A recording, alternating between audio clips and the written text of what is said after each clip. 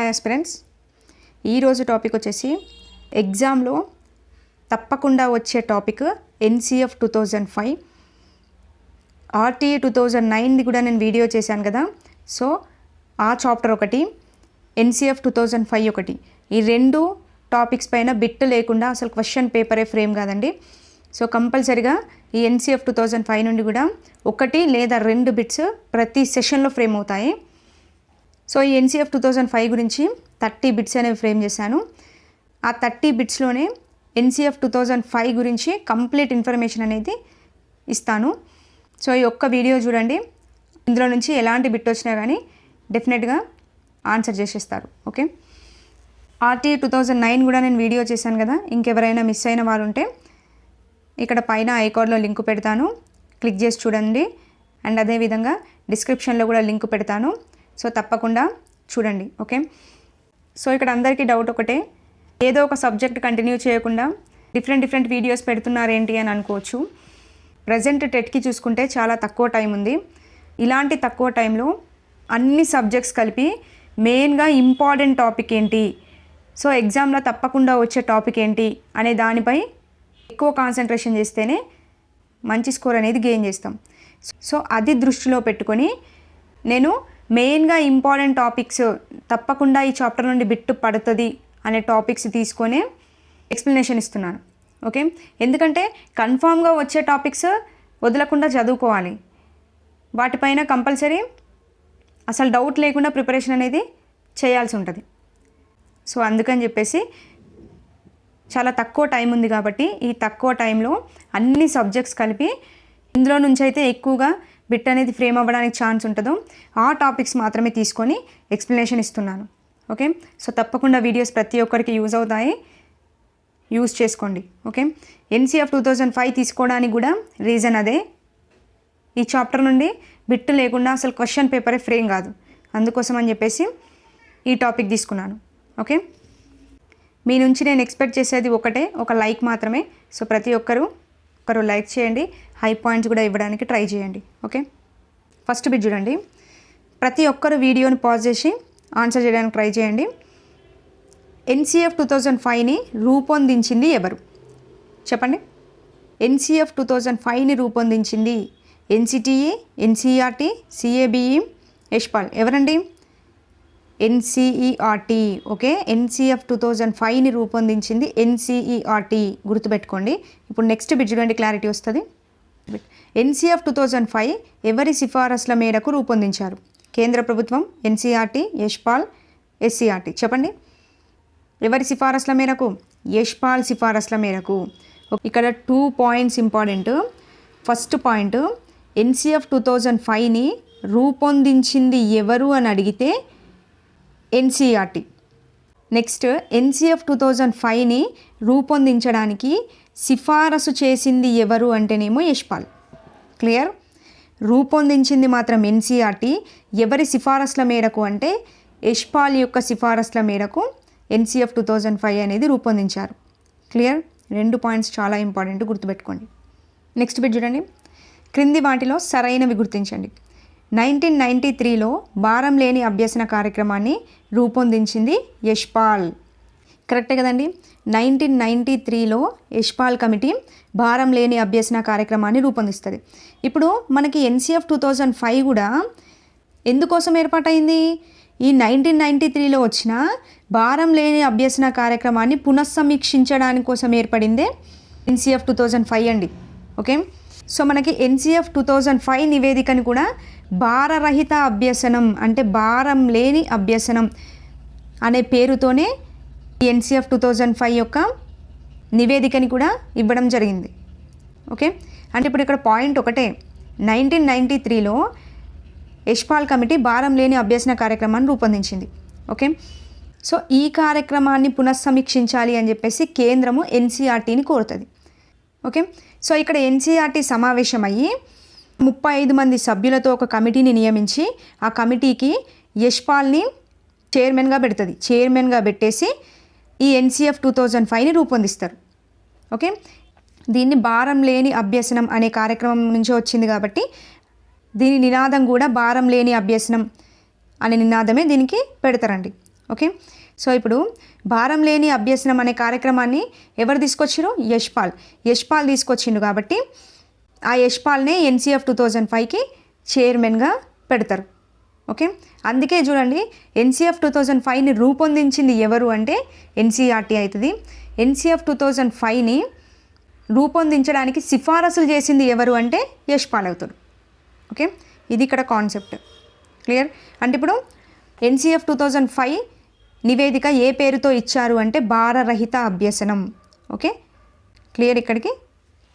So ఇప్పుడు భారం లేని అభ్యసన కార్యక్రమాన్ని రూపొందించింది ఎవరు? యశ్పాల్. కరెక్టే. నెక్స్ట్ చూడండి 1993లో రూపొందించిన భారం లేని అభ్యసన కార్యక్రమాన్ని పునఃసమీక్షించాలి అని నిర్ణయించింది కేంద్ర ప్రభుత్వం అంట. కరెక్టా? కాదు కదండి, ఇందాకే చెప్పాను.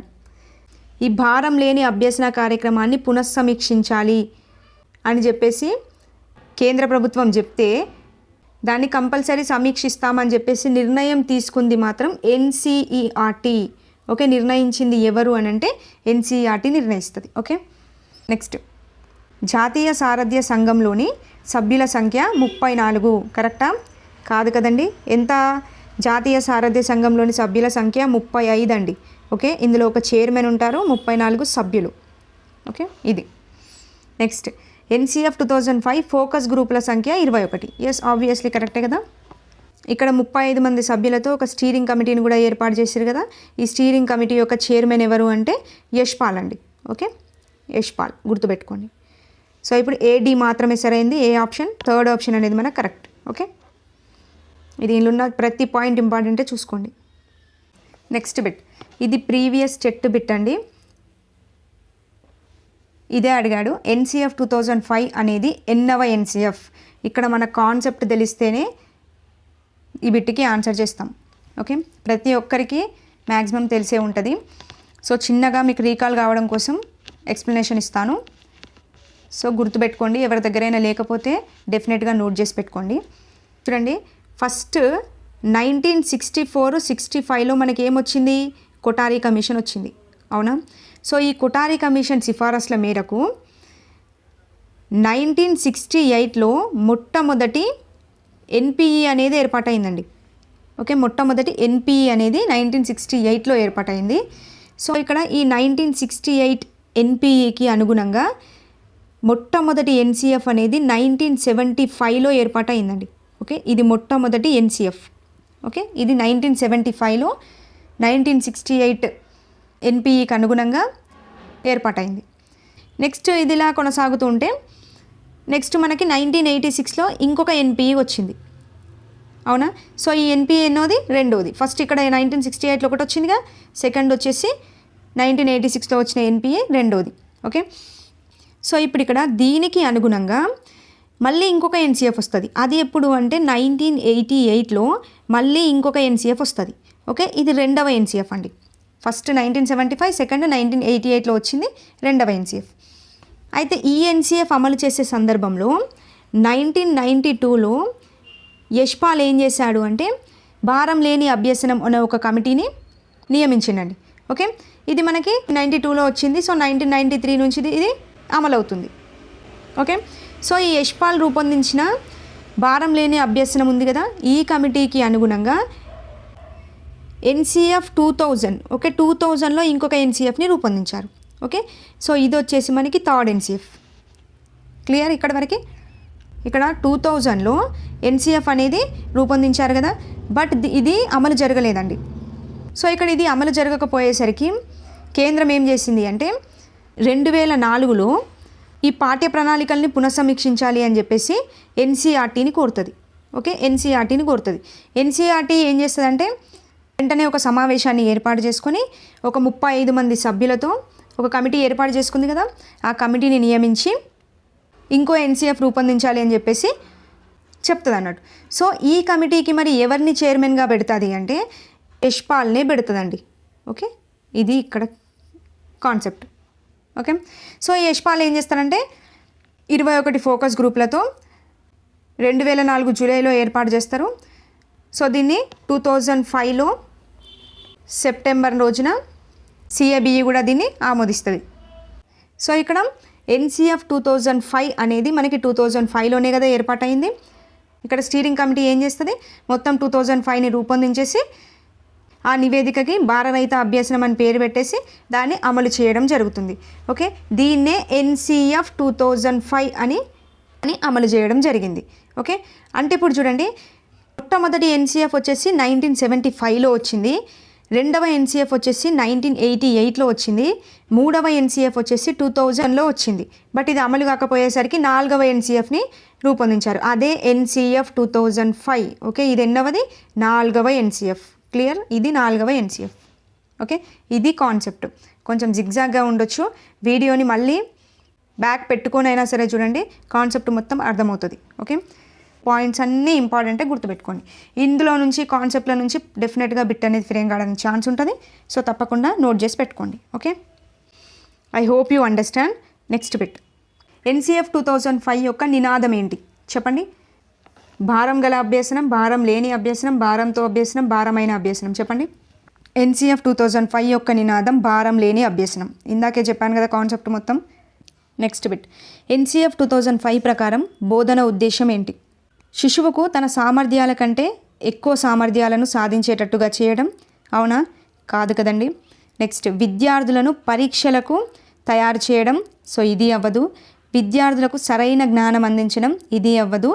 నెక్స్ట్, జ్ఞాన నిర్మాణం. ఎస్, NCF 2005 యొక్క బోధన ఉద్దేశం ఏంటి అంటే జ్ఞాన నిర్మాణం. ఓకే, NCF 2005 అనేది వైగోట్స్కీ యొక్క నిర్మాణాత్మకవాదం మీద ఆధారపడి ఉంటుందండి. ఇక్కడ జీన్ పియాజే కూడా చెప్తాడు నిర్మాణాత్మకవాదం అంటే ఏంటి అని, అండ్ వైగోట్స్కీ కూడా నిర్మాణాత్మకవాదం గురించి చెప్పిండు. అవునా? సో నిర్మాణాత్మకవాదం అంటే ఏంటి అసలు? ఇప్పుడు టీచర్ ఉన్నాడు, ఆ టీచరు పిల్లవాడికి యాక్టివిటీస్ ఇస్తాడు కదా, యాక్టివిటీస్ ఇచ్చినప్పుడు ఆ యాక్టివిటీని మొత్తం టీచరే చేయకూడదు, జస్ట్ ఆ యాక్టివిటీని ఎలా చేయాలి అని చెప్పేసి ఇన్స్ట్రక్షన్స్ ఇవ్వచ్చు, దానికి కావాల్సిన పరికరాలు ఈ విధంగా సేకరించండి అని చెప్పేసి కొన్ని సలహాలు ఇవ్వచ్చు. ఇలా ఇన్స్ట్రక్షన్స్ ఇవ్వాలి, అంతేగాని యాక్టివిటీని మొత్తం టీచరే చేసే విధంగా ఉండకూడదు. సో యాక్టివిటీని పిల్లవాడే చేయాలి. ఆ పిల్లవాడు కూడా తన గత అనుభవాలని ఆధారంగా చేసుకొని యాక్టివిటీని కంప్లీట్ చేస్తాడు. సో పిల్లవాడు ఇలా అతనికి ఉన్న జ్ఞానాన్ని ఆధారంగా చేసుకొని యాక్టివిటీని కంప్లీట్ చేయడం ద్వారా పిల్లవాడిలో జ్ఞాన నిర్మాణం అనేది నిర్మించబడుతుంది. ఓకే, దీన్నే నిర్మాణాత్మకవాదం అంటారు. అవునా? సో ఇక్కడ NCF 2005 కూడా అదే చెప్తుంది. NCF 2005 యొక్క మెయిన్ ఉద్దేశం ఏంటి అంటే పిల్లవాడిలో జ్ఞాన నిర్మాణం అనేది జరగాలి. సో ఆన్సర్ వచ్చేసి జ్ఞాన నిర్మాణం. ఈ బిట్ చాలాసార్లు పడింది టెట్లో, సో గుర్తుపెట్టుకోండి. నెక్స్ట్ బిట్, NCF 2005 ఏ గ్రంథంలో ఉన్న వాక్యంతో ప్రారంభమవుతుంది చెప్పండి. Civilisation and develop, civilisation and progress, progress and civilisation, పైవన్నీ చెప్పండి. NCF 2005 అనేది సివిలైజేషన్ అండ్ ప్రోగ్రెస్ అనే గ్రంథంలో ఉన్న వాక్యంతో ప్రారంభమవుతుందండి. సో ఈ సివిలైజేషన్ అండ్ ప్రోగ్రెస్ అనే గ్రంథాన్ని ఎవరు రాశారండి? విశ్వకవి రవీంద్రనాథ్ ఠాగూర్ రాశాడు. అవునా? సో రవీంద్రనాథ్ ఠాగూర్ రాయడం జరిగింది. మరి ఇందులో ఉన్న వాక్యం ఏంటి అంటే సృజనాత్మకత శక్తి మరియు సహజమైన ఆనందం అనేవి బాల్యానికి కీలకం అని చెప్పేసి చెప్తారు. ఓకే, ఇది ఈ సివిలైజేషన్ అండ్ ప్రోగ్రెస్లో ఉన్న మాట. ఏంటి? సృజనాత్మకత శక్తి మరియు సహజమైన ఆనందం అనేవి బాల్యానికి కీలకం అనే వాక్యంతో NCF 2005 అనేది ప్రారంభమవుతుంది. ఓకే, NCF 2005 అనేది విద్యార్థి తల్లి పేర్కొన్న ఈ వాక్యంతో ముగుస్తుంది. ఇందాక ప్రారంభమైందేమో సివిలైజేషన్ అండ్ ప్రోగ్రెస్ అనే గ్రంథంలో ఉన్న వాక్యంతో, మరి ముగుస్తుంది ఏ వాక్యంతో ముగుస్తుంది? నేటి చదువు బాగుంది, కాదు. నెక్స్ట్, ఈ చదువు దేశానికి చాలా అవసరం, కాదు. నెక్స్ట్, నేటి విద్య విద్యార్థిని ప్రయోజకుడిని చేస్తుంది, కాదు. నెక్స్ట్, నేటి విద్య చదువుకున్న మూర్ఖుణ్ణి చేస్తుంది. ఎస్, ఇది కరెక్ట్. సో ఈ మాట ఎవరంటారు అంటే నీతా మొహ్లా అంటారండి. ఓకే, పేరు కూడా గుర్తుపెట్టుకోండి, నీతా మొహ్లా. ఏమంటుంది అంటే నేటి విద్యా విధానం నా కుమారుణ్ణి చదువుకున్న మూర్ఖుణ్ణి చేసింది అని చెప్పేసి నీతా మొహ్లా అంటుంది. ఈమె మాటతో NCF 2005 అనేది ముగుస్తుంది. ఓకే, ప్రారంభమైన వాక్యం ఏంటి, ముగిసిన వాక్యం ఏంటి గుర్తుపెట్టుకోండి. అందుకే రెండు బిట్స్ ఒకే దగ్గర ఫ్రేమ్ చేస్తాను, చూసుకోండి.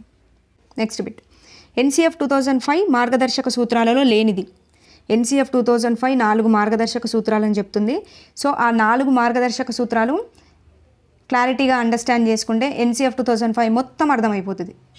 ఓకే, ఎందుకంటే ఈ 4 సూత్రాలపైన డిపెండ్ అయ్యే NCF 2005 అనేది ఉంటుందండి. కాన్సెప్ట్ మొత్తం దానిపైనే ఉంటుంది. చూడండి, ఫస్ట్ కంఠస్థ బట్టి పద్ధతుల నుంచి అభ్యసనం దూరం చేయాలి. ఎస్, ఇది ఒక మార్గదర్శక సూత్రమే. కంఠస్థ బట్టి పద్ధతుల నుంచి అభ్యసనాన్ని దూరం చేయాలి అని చెప్తుంది. నెక్స్ట్, పాఠ్య ప్రణాళికను పుస్తకానికి మాత్రమే పరిమితం చేయాలి. కాదండి, పాఠ్య ప్రణాళికని పుస్తకంకి మాత్రమే పరిమితం చేయరాదు అని చెప్తుంది. ఓకే, చేయాలి అని ఇచ్చారు కాబట్టి తీసేయచ్చు. నెక్స్ట్, పాఠశాల జీవితాన్ని బయటి జీవితంతో అనుసంధానం చేయాలి. ఎస్, ఇది కరెక్టే. జస్ట్ పాఠశాలలో విద్యార్థికి ఏదైనా ఒక లెసన్ నేర్పించాము అంటే అది వాడి బయటి జీవితంతో కూడా అనుసంధానించేటట్టుగా ఉండాలి ఆ కాన్సెప్ట్ అనేది. ఓకే, సో అదే చెప్తారు ఇక్కడ కూడా. సో పాఠశాల జీవితాన్ని బయటి జీవితంతో అనుసంధానించాలి. నెక్స్ట్, పరీక్షలను సరళీకరించి తరగతి గది జీవితానికి ఐక్యం చేయాలి. ఎస్, ఇది కూడా కరెక్టే. సో 4 చెప్పిండు చూడండి. కంఠస్థ బట్టి పద్ధతుల నుంచి అభ్యసనం దూరం చేయాలి ఒకటి, పాఠ్య ప్రణాళికల్ని పుస్తకానికి మాత్రమే పరిమితం చేయకూడదు, పాఠశాల జీవితాన్ని బయటి జీవితంతో అనుసంధానించాలి, నెక్స్ట్ పరీక్షలను సరళీకరించి తరగతి గది జీవితానికి ఐక్యం చేయాలి. ఓకే, ఈ 4 పాయింట్స్ గుర్తుపెట్టుకోండి. ప్రీవియస్ స్టేట్లో కూడా ఈ బిట్టు పడింది. స్టేట్మెంట్లో ఇదే వేలో బిట్ అనేది ఫ్రేమ్ చేస్తానండి. సో కంపల్సరీ చూసుకోండి. అందుకే 2 టైమ్స్ ఎక్స్ప్లెనేషన్ ఇచ్చాను, చూసుకోండి, కరెక్ట్గా గుర్తుపెట్టుకోండి. NCF 2005 యొక్క విద్యా ధ్యేయం కానిది. విద్యా ధ్యేయాలు ఉంటాయి, మార్గదర్శక సూత్రాలు ఉంటాయి. ఈ 2 గుర్తుపెట్టుకోవాలి. ఈ విద్యా ధ్యేయాలు కూడా మనకి 5 ఉంటాయి. 5 గుర్తుపెట్టుకుంటే సరిపోద్ది. చూడండి, ప్రజాస్వామ్య విలువల పట్ల నిబద్ధతగా ఉండడం. ఎస్, ఇది విద్యా ధ్యేయం అవుతుంది. నెక్స్ట్, ప్రపంచ జ్ఞానం అవగాహన పొంది విలువలకు కట్టుబడి ఉండాల్సిన అవసరం లేదు. లేదు కాదండి, ప్రపంచ జ్ఞానం అవగాహన పొంది విలువలకు కట్టుబడి ఉండాలి. సో లేదు అన్నారు కాబట్టి తీసేయచ్చు. నేర్చుకున్న అంశాలు కొత్త సందర్భాల్లో సృజనాత్మకంగా ప్రతిస్పందించడం. ఎస్, ఇది కరెక్టే. నెక్స్ట్, ఇతరుల పట్ల వారి అనుభూతుల పట్ల సున్నితంగా ప్రతిస్పందించడం. ఎస్, ఇది కరెక్టే. ఓకే, ఇక్కడ 4 వచ్చాయి. ఇంకోటి ఏంటి అంటే స్వతంత్రంగా ఆలోచించి విలువలకు కట్టుబడి నిర్ణయాలు తీసుకొని స్వతంత్రంగా పనిచేయాలి అనేది ఇంకొక సూత్రం. ఓకే, ఈ 5 సూత్రాలు గుర్తుపెట్టుకోండి. నెక్స్ట్ బిట్, క్రింది వాటిలో సరికానిది గుర్తించండి. ఫస్ట్ ఆప్షన్, NCF 2005లో 4 అధ్యాయాలు కలవు. ఎన్ని అధ్యాయాలండి? NCF 2005లో ఉన్నవి 5 అధ్యాయాలు. సో 4 కాదు కదా, తీసేయచ్చు. సో ఈ 5 అధ్యాయాలు కూడా ఆర్డర్లో గుర్తుపెట్టుకోవాలి. ఇక్కడ చూడండి ఇచ్చా నేను. నెక్స్ట్, 3వ అధ్యాయం అనేది పాఠ్య ప్రణాళిక మూల్యాంకనం గురించి తెలుపుతుంది. ఎస్, కరెక్టే కదా. 3వ అధ్యాయం పాఠ్య ప్రణాళిక మూల్యాంకనం. ఇంకోటి కూడా ఉంటుంది ఇక్కడ, పాఠశాల దశలు అండి. ఓకే, పాఠశాల దశలు, వీటి గురించి 3వ అధ్యాయం తెలుపుతుంది. నెక్స్ట్, 2వ అధ్యాయం అభ్యసనం జ్ఞానం గురించి తెలుపును. ఎస్, కరెక్టే. నెక్స్ట్, 4వ అధ్యాయం పాఠశాల తరగతి గది వాతావరణం గురించి తెలుపును. ఇది కరెక్టే. ఓకే, మరి 1వ అధ్యాయం ఏం తెలుపుతుంది? NCF 2005 యొక్క దృక్పథం గురించి తెలుపుతుంది. ఓకే, చూసుకోండి. ఫస్ట్ అధ్యాయం దృక్పథం, సెకండ్ అధ్యాయం అభ్యసన జ్ఞానం, థర్డ్ అధ్యాయం పాఠ్య ప్రణాళిక మూల్యాంకనం పాఠశాల దశలు, 4th అధ్యాయం పాఠశాల తరగతి గది వాతావరణం, 5th అధ్యాయం వచ్చేసి సంస్థాగత లేదా క్రమబద్ధ సంస్కరణల గురించి తెలుపుతుంది. ఓకే, ఈ 5 అధ్యాయాలు కంపల్సరీ ఆర్డర్లో గుర్తుపెట్టుకోండి. ఇదే విధంగా బిట్ అనేది ఫ్రేమ్ అవుతుంది. నెక్స్ట్ బిట్, పరీక్షలను జీవితంలో ఐక్యం చేయాలి అని ఇందులో పొందుపరిచారు. చెప్పండి. RTE 2009, NCF 2005, NCTE, NCERT. దేంట్లో అండి?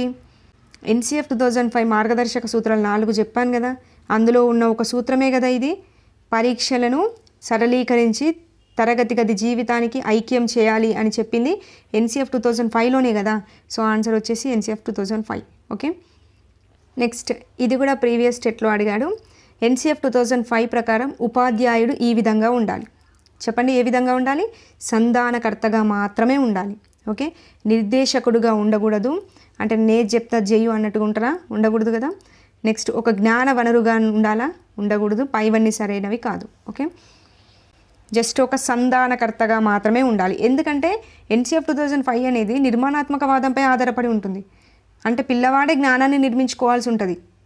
సో ఇక్కడ ఉపాధ్యాయుడి పాత్ర అనేది జస్ట్ సంధానకర్తగా మాత్రమే ఉండాల్సి ఉంటుంది. ఓకే, సో ఆన్సర్ వచ్చేసి A. NCF 2005 అనుసరించి ఇంటి పని విషయంలో సరికానిది. 1-2 తరగతులకు వారానికి 1 గంట ఇంటి పని ఇవ్వాలి. కరెక్టా? కాదు కదండి. అసలు 1-2 తరగతులకు ఇంటి పని అనేదే ఇవ్వకూడదు. ఓకే, వారానికి 1 గంట కాదు అసలు ఇంటి పనే ఇవ్వద్దు. నెక్స్ట్ 3-5 తరగతులకు వారానికి 2 గంటల ఇంటి పని అనేది ఇవ్వాలి. సో ఇది కరెక్టే అవుతుంది. ప్రాథమిక తరగతులే కదా 3, 4, 5 అంటే. సో ఆ ప్రాథమిక తరగతులకు వారానికి జస్ట్ 2 గంటలు మాత్రమే ఇవ్వాల్సి ఉంటుంది. నెక్స్ట్ 6-8 తరగతులకు వారానికి 6 గంటలు, అంటే రోజుకు 1 గంట చొప్పున వారానికి 6 గంటలు ఇవ్వాల్సి ఉంటుంది. సో ఇది కరెక్టే. నెక్స్ట్ 9-10 తరగతులకు వారానికి 10 నుండి 12 గంటలు. ఎస్, ఇది కరెక్టే అండి. ఓకే, ఇక్కడ 9-10 తరగతులకు రోజుకు 2 గంటల చొప్పున వారానికి 10 నుండి 12 గంటలు ఇవ్వాల్సి ఉంటుంది. సో ఇక్కడ 1-2 తరగతులకు ఎలాంటి ఇంటి పని అనేది ఇవ్వకూడదు, ఎలాంటి పరీక్షలు కూడా నిర్వహించరాదు. ఓకే, గుర్తుపెట్టుకోండి ఇది. పాఠశాల సమయపాలనకు సంబంధించి NCF 2005 సరికానిది ఏది? చూడండి, వార్షిక పని దినాలు 220. ఎస్, కరెక్టే కదా, వార్షిక పని దినాలు 220 ఉండాలి. నెక్స్ట్ పిల్లలు రోజులో 6 గంటలు పాఠశాలలోనే ఉండాలి. ఎస్, NCF 2005 ప్రకారం ఇది కరెక్టే. నెక్స్ట్ ఒక పీరియడ్ నిడివి అనేది 45 నిమిషాలు ఉండాలి. ఎస్, ఇది కరెక్టే. నెక్స్ట్ పంట కోతల సమయంలో పిల్లలు పనులలో పాల్గొనడానికి వీలుగా స్థానిక సెలవులు ప్రకటించవచ్చు. కరెక్టా? కాదు కదండి. సో ఇది చదువుతుంటేనే మనకి ఈ ఆప్షన్ రాంగ్ అని అర్థమైపోతుంటుంది. ఓకే, సో ఇక్కడ పైన 3 పాయింట్స్ గుర్తుపెట్టుకోండి కంపల్సరీ. నెక్స్ట్ బిట్, NCF 2005 ప్రశ్నాపత్రంలోని 25-40% ప్రశ్నలు ఈ రూపంలో ఉండాలని చెప్పి సిఫారసు చేసింది. చెప్పండి, ఏ రూపంలో ఉండాలి? లిఖిత సమాధాన ప్రశ్నలు, దీర్ఘ సమాధాన ప్రశ్నలు, బహుళైచ్ఛిక ప్రశ్నలు, పైవన్నీ. ఓకే, NCF 2005 ప్రకారం 25-40% ప్రశ్నలు అనేవి లిఖిత సమాధాన ప్రశ్నలు మాత్రమే ఉండాలి. ఓకే, మరి మిగిలిన ప్రశ్నలు అన్నీ కూడా ఈ బహుళైచ్ఛిక సమాధాన రూపంలో ఉండొచ్చు. ఓకే, బట్ ఇక్కడ 25-40% మాత్రం లిఖిత సమాధాన రూపంలో మాత్రమే ఉండాలి. ఓకే, గుర్తుపెట్టుకోండి.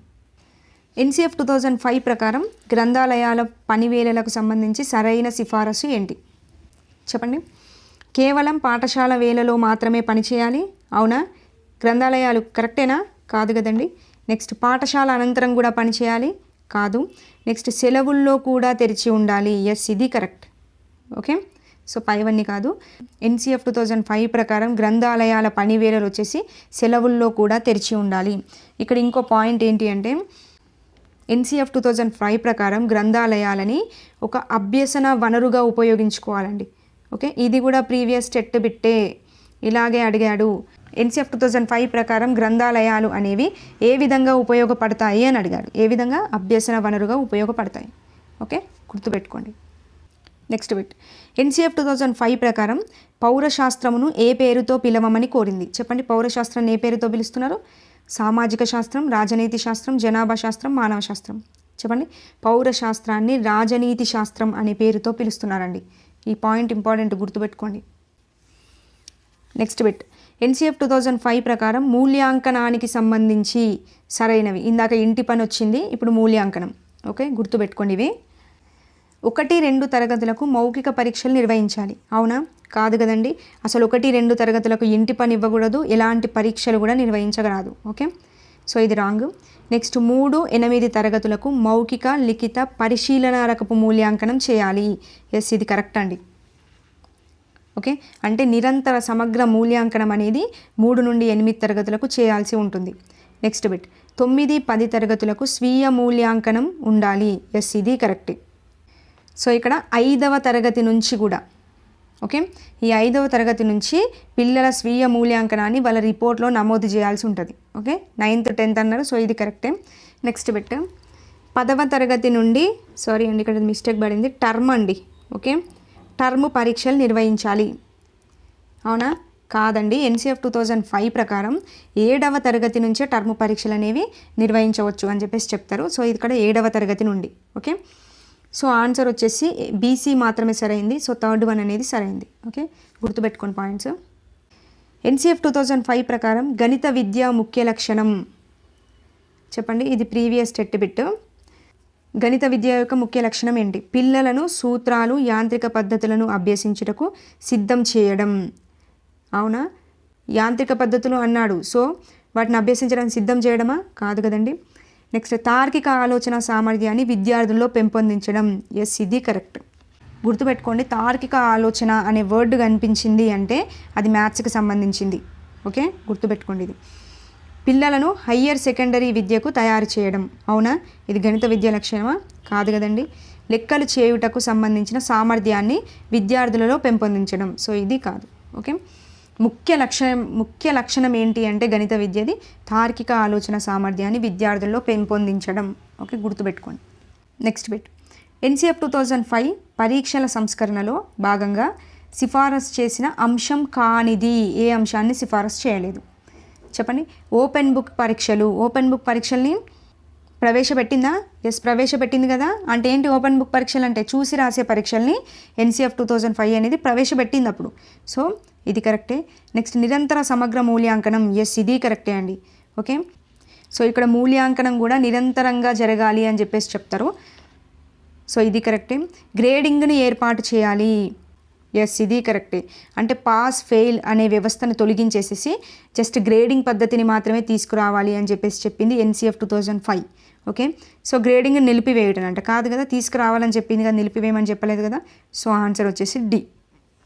NCF 2005 ప్రకారం సైన్స్ బోధన ఉద్దేశం కానిది. చూడండి, పరిసరాలపై అవగాహన. ఎస్, కరెక్టే కదా. సైన్స్ అంటేనే పరిసరాలపై అవగాహన, పరిసరాలపై కుతూహలాన్ని పెంచాలి, తెలుసుకోవాలనే ఆతృతను పెంచాలి. సృజనాత్మకత అనేది సైన్స్ ఉద్దేశం అవుతుంది. తార్కిక ఆలోచన అనేది కాదు. మరి దేందండి? ఇందాకే చెప్పాను కదా, మ్యాథ్స్ యొక్క బోధనా ఉద్దేశం అవుతుంది. ఓకే, సో ఇది మనకి wrong answer. Next bit, NCF 2005 ప్రకారం యోగా విద్యను ఏ తరగతిలో ప్రవేశపెట్టాలని తెలిపింది? చెప్పండి. సో గుర్తుపెట్టుకోండి, 6 to 8 తరగతి నుంచి, అంటే 6వ తరగతి నుండి యోగా విద్యని ప్రవేశపెట్టాలి అని చెప్పేసి తెలుపుతారు. ఓకే, నెక్స్ట్ ఈ బిట్ చూడండి. ఈ బిట్ చాలా ఇంపార్టెంట్. ప్రీవియస్ టెట్లో పడింది దీని నుంచి బిట్, ప్రీవియస్ DSCలో కూడా పడిందండి. ఓకే, చాలామంది దగ్గర ఈ కాన్సెప్ట్ అనేది మిస్ అయి ఉంటుంది. సో ఎవరి దగ్గరైనా లేకపోతే నోట్ చేసి పెట్టుకోండి. అందుకోసమని చెప్పేసి బిట్ ఫ్రేమ్ చేశాను. సో నేను ఇన్ఫర్మేషన్ ఇచ్చాను అంటే 100% యూజ్ అయ్యే ఇన్ఫర్మేషన్ మాత్రమే ఇస్తాను. సో అది దృష్టిలో పెట్టుకొని ఈ బిట్ అనేది ఇక్కడ ఫ్రేమ్ చేయడం జరిగింది. సో తప్పకుండా నోట్ చేసి పెట్టుకోండి. ఇక్కడ వివిధ నైపుణ్యాలు ఇచ్చాను, ఇక్కడ దాన్ని బోధించాల్సిన ఉపాధ్యాయులు అని చెప్పేసి ఇచ్చాను. విలువల విద్య జీవన నైపుణ్యాలు. ఓకే, విలువల విద్య జీవన నైపుణ్యాలను ఏ ఉపాధ్యాయుడు బోధించాలి? చెప్పండి. భాషా ఉపాధ్యాయుడు బోధించాలండి. ఓకే, ఫస్ట్ వన్ వచ్చేసి డి, భాషా ఉపాధ్యాయుడు బోధించాలి. నెక్స్ట్ చూడండి, పని అనుభవం కంప్యూటర్ బోధన. దీన్ని ఎవరు బోధించాలి? గణిత ఉపాధ్యాయుడు బోధించాల్సి ఉంటుంది. ఓకే, ఏంటి? పని అనుభవం కంప్యూటర్ బోధన, గణిత ఉపాధ్యాయుడు. నెక్స్ట్, లలిత కళలు సాంస్కృతిక విద్య. చెప్పండి, ఇది ఎవరు బోధించాలి? లలిత కళలు సాంస్కృతిక విద్య అనేది విజ్ఞాన శాస్త్ర ఉపాధ్యాయుడు బోధించాల్సి ఉంటుంది. ఓకే, నెక్స్ట్, శాంతి విద్య, ఆరోగ్య విద్య, వ్యాయామ విద్య. ఇది ఎవరు బోధించాలండి? సాంఘిక శాస్త్ర ఉపాధ్యాయుడు బోధించాలి. ఓకే, చాలా ఇంపార్టెంట్, చూసుకోండి. సో ఇక్కడ సెకండ్ వన్ అనేది కరెక్ట్. ఓకే, విలువల విద్య జీవన నైపుణ్యాలు భాషా ఉపాధ్యాయుడు, పని అనుభవం కంప్యూటర్ బోధన వచ్చేసి గణిత ఉపాధ్యాయుడు, లలిత కళలు సాంస్కృతిక విద్య వచ్చేసి విజ్ఞాన శాస్త్ర ఉపాధ్యాయుడు, శాంతి విద్య, ఆరోగ్య విద్య, వ్యాయామ విద్య వచ్చేసి సాంఘిక శాస్త్ర ఉపాధ్యాయుడు. ఓకే, సో చాలా ఇంపార్టెంట్, గుర్తుపెట్టుకోండి. నెక్స్ట్ బిట్, NCF 2005 ప్రకారం భాషా బోధనలో ఏ సూత్రం పాటించాలి? చెప్పండి. ఒక భాష, ద్విభాష, త్రిభాష, ఏదైనా ఒక విదేశీ భాష. చూడండి, NCF 2005 ప్రకారం భాషా బోధనలో త్రిభాషా సూత్రాన్ని పాటించాలి అని చెప్పేసి చెప్తుందండి. ఓకే, అంటే ఇక్కడ ప్రాథమిక స్థాయిలో అయితే మాతృభాష అనేది తప్పనిసరిగా సబ్జెక్టుగా ఉండాలి. అదే మాధ్యమిక స్థాయిలో అయితే ఇంగ్లీష్ అనేది సబ్జెక్టుగా ఉండాలని చెప్తుంది. అదే ఉన్నత స్థాయిలో అయితే ఏదైనా ఒక విదేశీ భాషను తీసుకోవాలి అని చెప్తుంది. అంటే త్రిభాషా సూత్రమే కదా, ఆ సూత్రాన్ని తెలుపుతుంది NCF 2005. ఇక్కడ ఇంకో పాయింట్ చూడండి, భాషా సామర్థ్యాలు ఉన్నాయి కదా.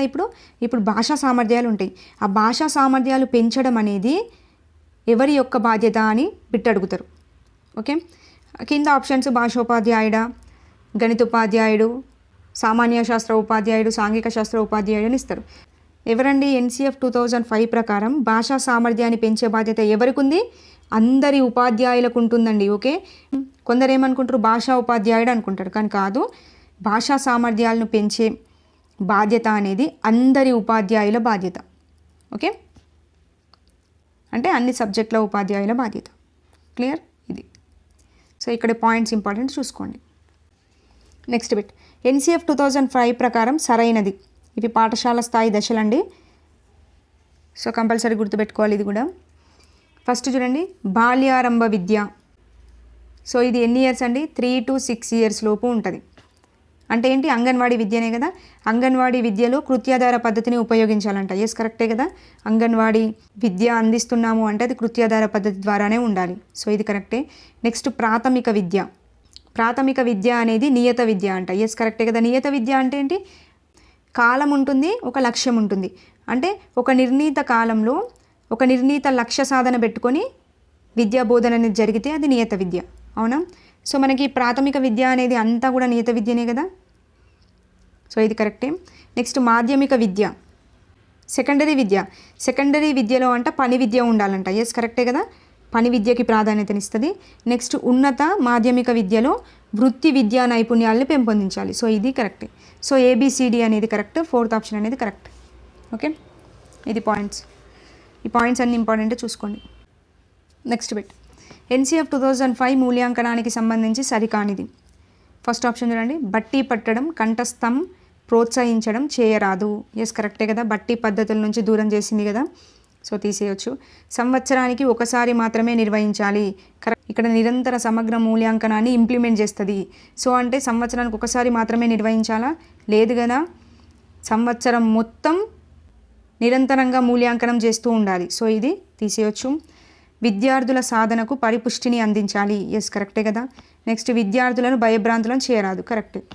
సో ఆన్సర్ వచ్చేసి B అనేది ఇక్కడ సరికాదు. ఓకే, నెక్స్ట్ బిట్, ఈ 28 బిట్ అనేది డెఫినెట్గా ప్రతి ఒక్కరు కూడా కామెంట్ సెక్షన్లో కామెంట్ చేయండి. ఏంటి NCF 2005కి సంబంధించి సరికానిది ఏది? ఫస్ట్ ఆప్షన్, అన్ని స్థాయిల్లో కఠినమైన పరీక్షా విధానం ఉండాలి. నెక్స్ట్ బట్టి విధానాలను దూరం చేయాలి. నెక్స్ట్ పాఠశాల వెలుపలి జీవితానికి జ్ఞానాన్ని అనుసంధానించడం. నెక్స్ట్ పాఠ్య ప్రణాళిక పాఠ్యపుస్తకాన్ని మించి వెళ్ళడం. ఓకే, ఇప్పుడు నేను చెప్పిన కాన్సెప్ట్ అంతా అర్థమైతే డెఫినెట్గా ఈ బిట్కి ప్రతి ఒక్కరూ ఆన్సర్ చేస్తారు. ఇది ప్రీవియస్ టెట్లో వచ్చిన బిట్టు. ప్రతి ఒక్కరు కామెంట్ సెక్షన్లో 28 అని నెంబర్ వేసేసి పిన్ చేయండి. నెక్స్ట్ బిట్, దీనిని కేంద్రంగా చేసుకొని